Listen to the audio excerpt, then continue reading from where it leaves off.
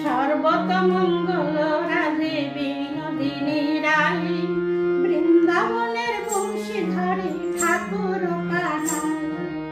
একলা রাধে জল ভরিতে যমুনাতে যায়, পিছন থেকে কৃষ্ণ তখন আড়ে আড়ে যায়।